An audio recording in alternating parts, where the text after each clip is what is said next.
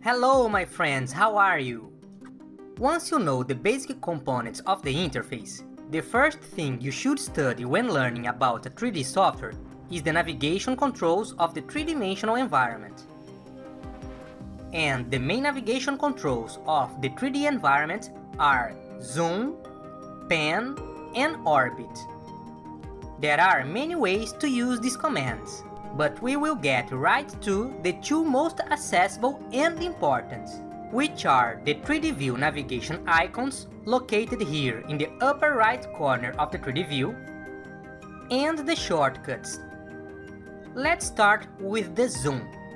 The zoom command is for zooming in and out of the scene elements. If we want to use the navigation icon, just click this magnifying glass icon, keep the button pressed and drag up to zoom in and down to zoom out.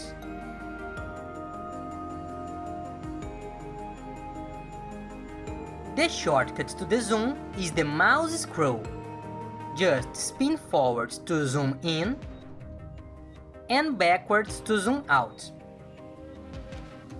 The pan command is for moving the screen sideways, up and down. To use this command through the icons, just click the hand icon here in the corner of the 3D view, keep the mouse button pressed and drag in the desired direction.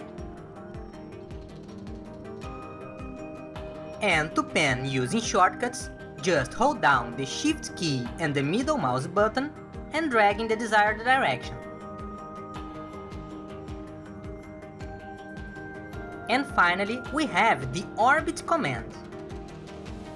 This command is to rotate the 3D view so that we can see the 3D environment from other angles.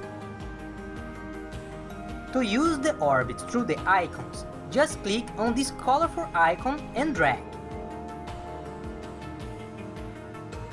Or simply hold down the middle mouse button and drag on the desired direction.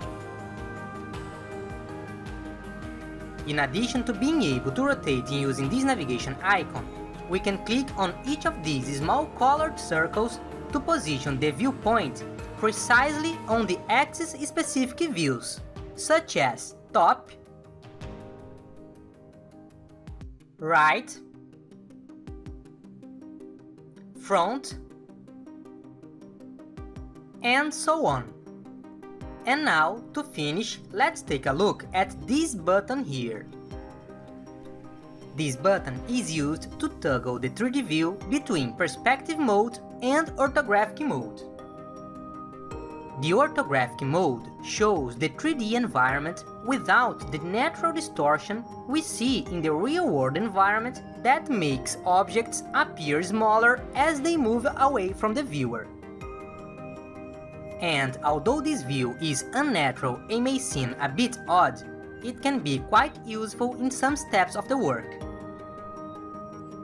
Now that we have started to see the first Blender shortcuts, it is important that you pay close attention to how it works. All Blender shortcuts are sensitive to the editor the cursor is on. This means that the shortcut will only work if you have the cursor over the editor you want to use the shortcut. For example, we just saw the navigation shortcuts. We saw that if we have the cursor over the 3D view, we can rotate the mouse scroll to zoom in and out of the scene. However, if we place the cursor over the timeline and spin the scroll, we will see that the zoom will be given in the timeline itself, not in the 3D view. And if we hover over the properties editor and scroll, we will see that nothing will happen, because right now there is nothing to scroll here. So, whenever you use a shortcut, be careful so that the cursor is over the editor you want the shortcut to work, okay? For you to be able to do any work on a 3D software, it's crucial to know how to comfortably navigate the 3D environment.